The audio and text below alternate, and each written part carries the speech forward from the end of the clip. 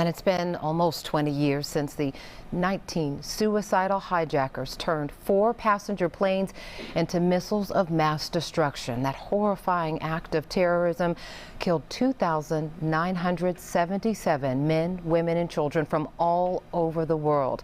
And more than 6,000 others were injured across New York, Pennsylvania, and at the Pentagon.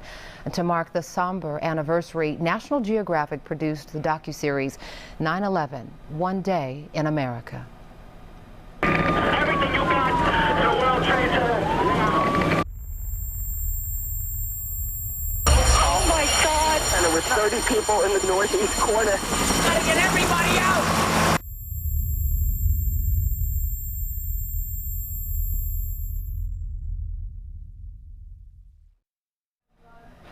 Joining us now to talk about the first-person narratives you're going to see in this mini-series, producers T.J. Martin and Caroline Marsden. We thank you both for putting such an important piece of work together this morning. Thank you for joining us. And T.J., I want to start with you. One of the things that struck me as I watched just the trailer for this, the look in the survivors' eyes.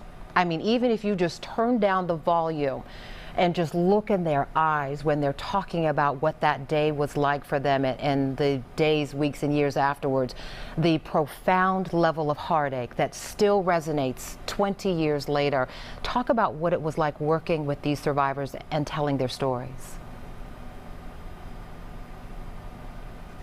Well, you know, I mean, it's a great observation.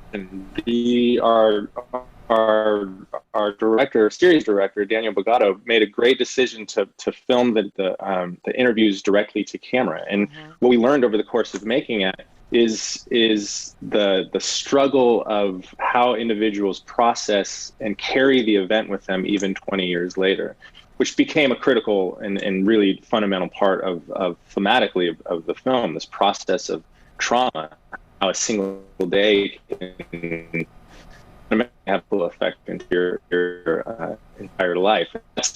And that for us was critical, and one of the main reasons we approached the events and retelling the story in that way is to really humanize the events. Right. Carolyn, I want to ask you, just again, similar question, just the idea of telling these stories, these first-person accounts. You know, so many of us remember exactly where we were that day, but you do have a younger generation of folks for whom it is just a story in history at this point, a terrible chapter in history. But why was it important to tell these stories and sort of bring just this raw emotion back to the forefront?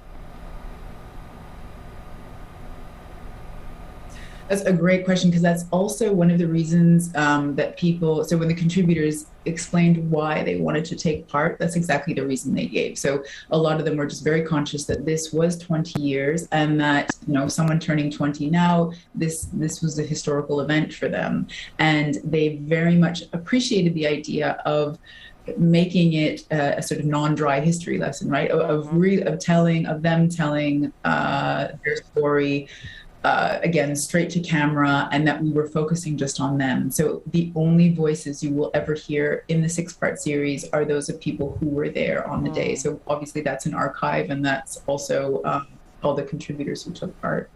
Carol, let me just ask you again quickly before we wrap here, just even looking at this video for so long, you know, a lot of news outlets had decided to stop showing it to, you know, sort of ease the level of trauma there.